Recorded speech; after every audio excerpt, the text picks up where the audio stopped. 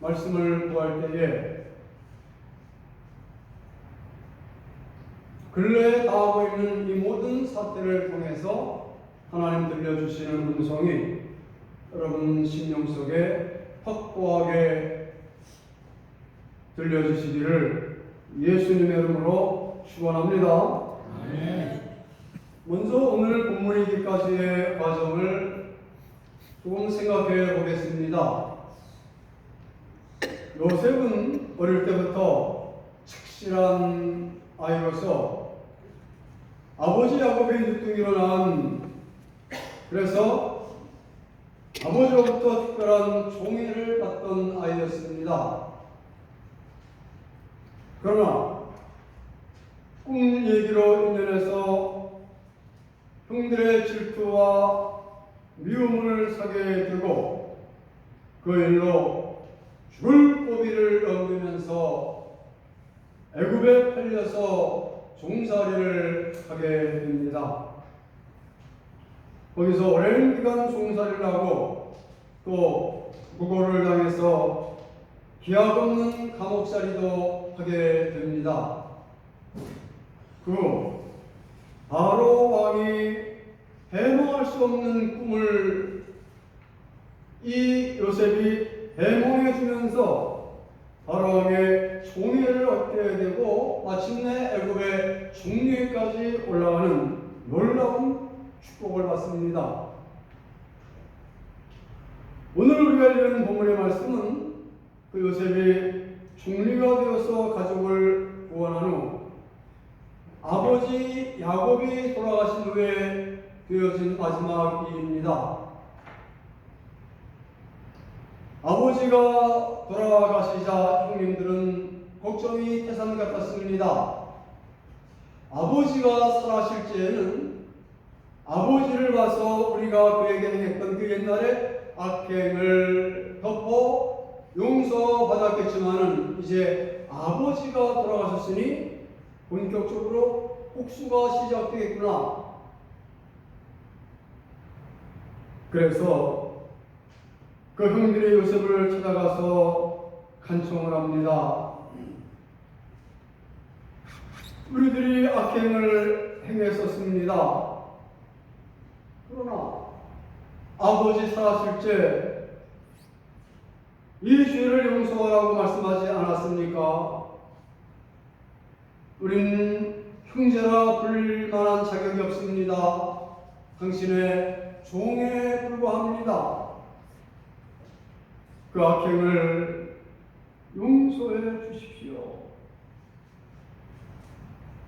형들이 그렇게 와서 하는 이 말을 듣고 요셉이 물었다고 했습니다. 이미 오래전에 아버지 앞에서 그 모든 일들을 다 용서하고 해결했는데 아직도 믿지 못하고 두려워하는 그들의 마음이 안타까웠던 것입니다.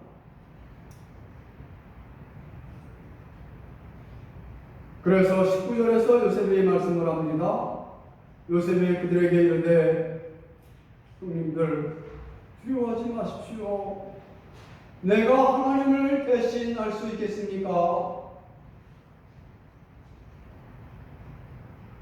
내가 애굽 땅에 노예로 팔려오고 고생을 하고 그런 죽을 일을 겪었던 이 모든 일들, 이건 사람으로 말미암아 되어진 일이 아닙니다.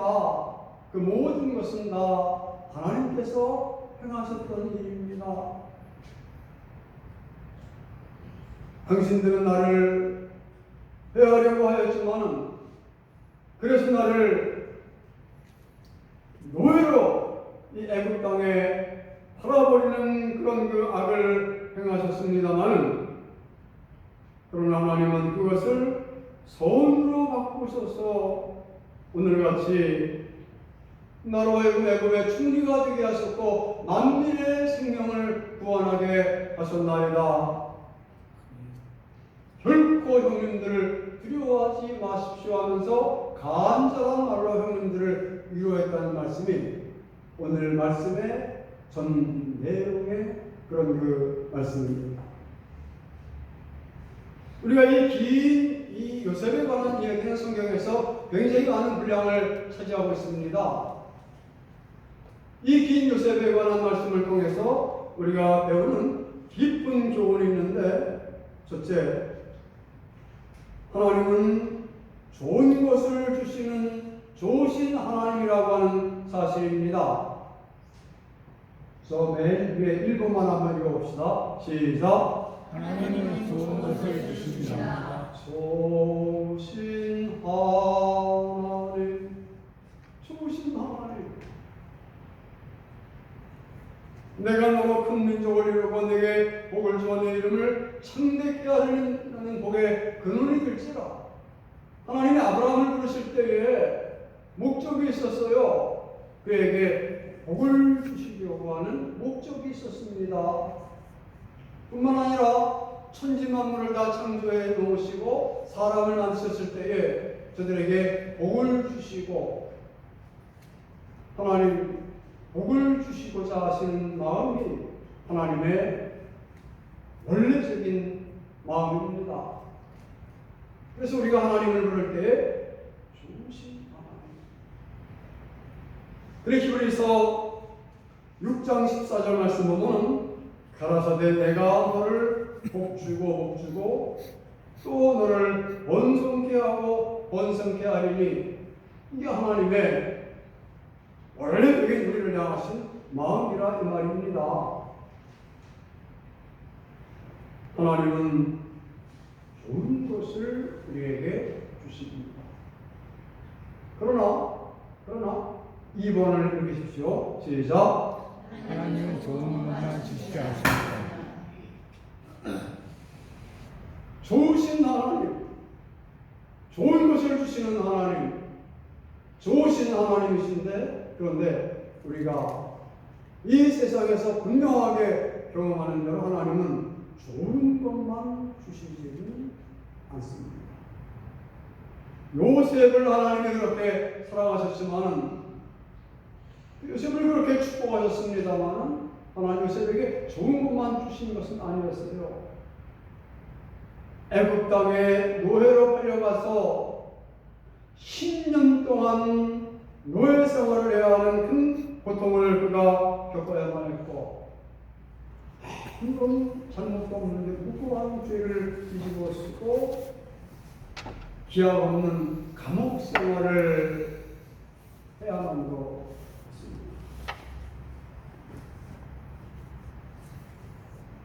여러분, 옛날 이스라엘 백성들이 출애굽하던 날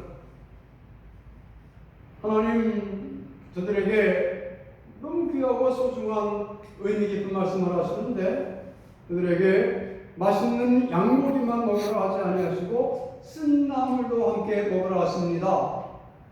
깊은 뜻이 있는 거예요. 인생은 언제나 좋은 것만 가지고 좋은 것으로만 되어지는 것이 아닙니다. 인생에는 아픔이 있어요. 실패가 있습니다. 고난도 있습니다. 하나님은 좋은 것만 주시지 않습니다. 그러나 세 번째, 다 같이 읽읍시다. 시작. 하나님은 좋은 것으로 하십니다. 아멘. 하나님의 자녀들이 고통을 당할 때, 하나님의 자녀들이 아파할 때, 하나님은 그 아픔과 시련과 괴로움으로 그것을 끝나게 하지 아니하시고 그가 믿음 안에 거할 때에 그 아픔과 고통과 시련을 변해서 좋은 것이 되게 하신다는 사실입니다.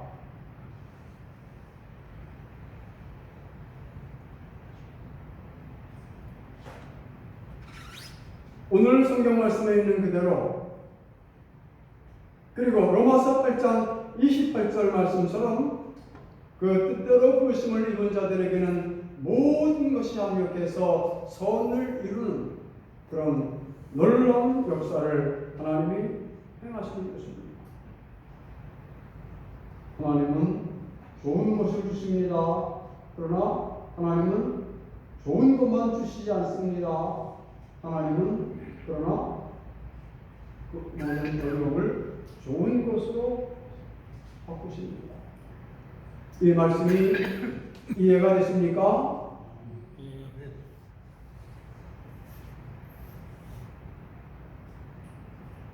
지금 우리는 일본이 우리를 무역 백세 국가에서 제외함으로 해서 예상치 못한 큰 국가적인 어려움에 직면하게 되었습니다.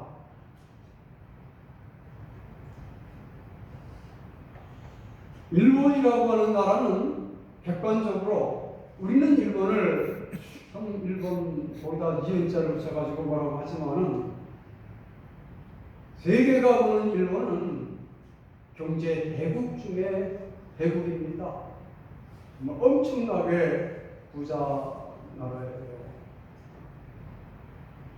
그런 나라가 위해를 가하면 심각하게 타격을 받을 수 없는 것이 분명한 현실입니다.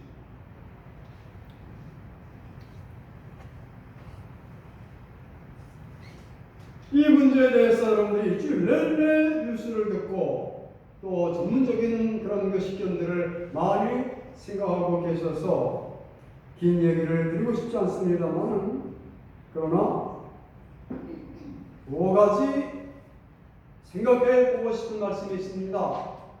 하나는 일본 문화에 대한 생각을 지워버릴 수가 없습니다. 그건 뭐냐면 검의 근거를 두고 있는, 칼의 문화의 근거를 두고 있는 일본 문화의 어떤 잠재적인 발로가 이 사태를 가져오고 있다라고 하는 사실입니다.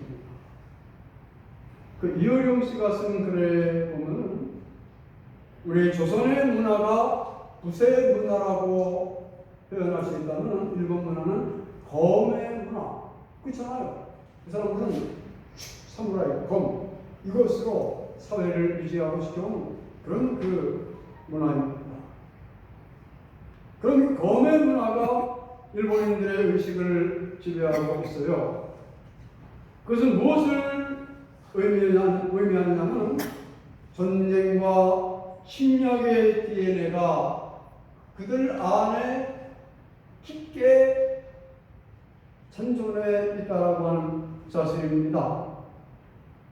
역사적으로 우리가 봐오지 않았습니까? 1592년에 겪었던 임진왜란과 없는 그 외국들의 침략, 마침내 2차 세계대전의 침략으로서 아시아 많은 나라들에게 고통을 주었던 것을 우리가 기억하는 것입니다.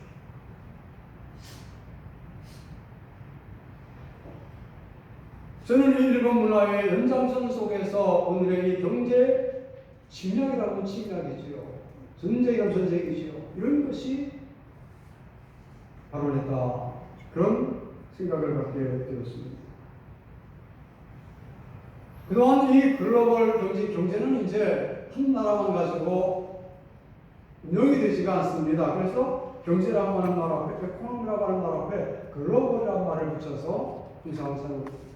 글로벌 에코노미입니다.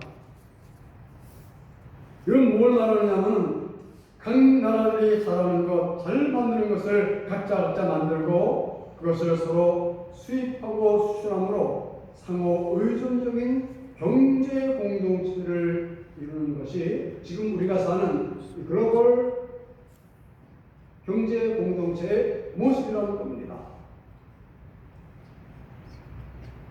그런데 일본이 이 상호 의존적인 경제의 고리를 끊어버리는 겁니다. 자기들이 수출을 하지 않음으로 해서 우리가 무엇을 만들어낼 수 없는 그런 그 사악하다면 사악하지 경제 결함입니다.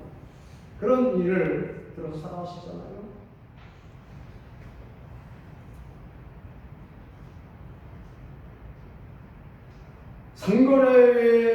상식에서 보면 언제나 물건을 사는 사람이 세상말로 우위에 있는 것인데 이건 거꾸로입니다. 우리가 대일 무역 적자가 세계에서 가장 심한 나라인데 일본 물건을 얼마나 많이 팔아주는지 모르는데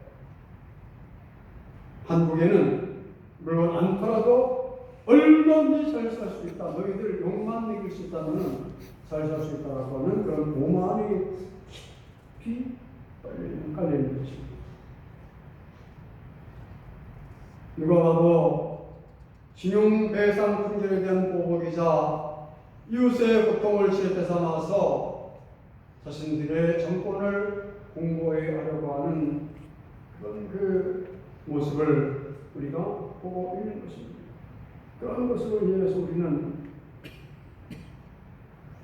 큰 어려움을 감내해야 하게 된 것입니다. 그런데 이런 일을 당한 우리가 어떻게 처신해야 되는 겁니까? 무엇을 생각해야 하는 겁니까?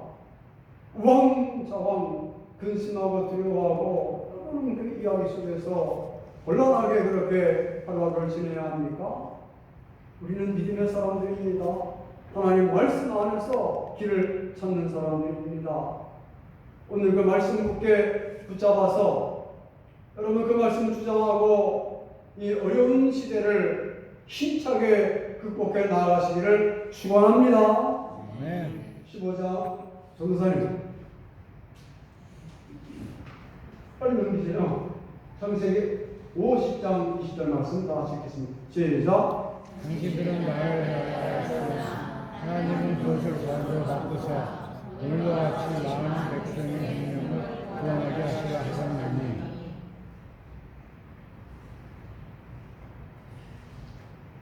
이 곤란한 시대에 이 어려움 속에서 우왕좌왕하고 근심하고 두려워하고 염려할 것이 아니라 하나님 말씀을 붙잡아야 하는데 바꾸시는 하나님.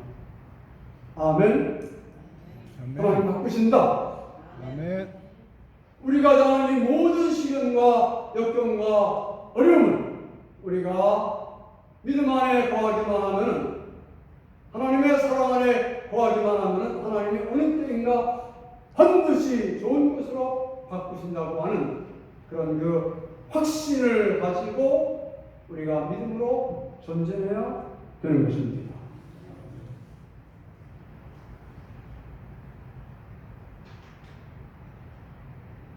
요셉이 당했던 모든 재난을 바꾸어서 하나님 그 재난을 애굽의 총리로 바꾸어 주신 것처럼 우리가 당한 이 모든 재난과 모든 어려움 우리가 믿음으로 하나님을 바라보고 하나님께 나아가기만 하면 반드시 어느 때에 더 좋은 것으로 전화 유복으로 하나님이 역사하신다는 이 말씀을 굳게 붙잡아야만 되는 것입니다.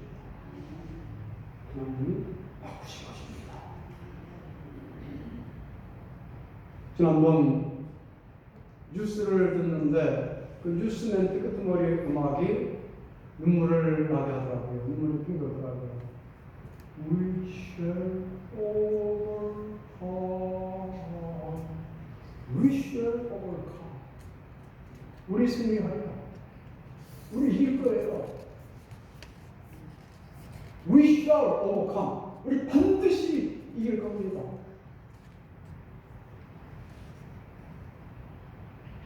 우리가 6.25 전쟁의 그 잿더미 속에서 50-60년 만에 전 세계 10위권에 드는 경제 대국을 일으킨 저력이 우리 안에 있어요. 유대인들이 부러워하는 지혜와 위기를 극복하는 능력이 우리 안에 있습니다. 그러나 인간적인 것은 차지할지라도 우리에게는 하나님을 경외하고 하나님을 사랑하는 교회가 수없이 많은 진실한 교회들이 이 땅에 가득하고 또 수없이 많은 기도의 사람들이 이 나라를 지키고 있기 때문입니다. 제가 지난 금요일날 답답한 마음을 안고 기도를 올라갔습니다. 이 나라가 다 하고 있는 이 일을 그냥 볼 수 없어. 하나님, 기도가 올라옵니다. 하나님이 사랑하신 이 나라를 하나님 도와주세요. 그래서 가서 저 갈멜산 기도원에 올라가서 기도를 하는데 그 동네에 2,000명이 넘는 많은 사람들이 나라를 위해서 기도하고 있어요. 하나님, 이 나라를 지켜주세요. 하나님, 믿음 안에 거하게 하세요. 하나님, 이기게 하세요. 기죽지 않게 하세요. 하나님, 승리하게 하세요. 하면서 기도하는 그 수많은 사람들을 보면서 확신을 얻고 돌아왔습니다. We shall overcome. 우리 반드시 승리하실 겁니다. 하나님이 우리와 함께 하십니다. 만군의 여호와 우리 하나님이 우리와 함께 하십니다.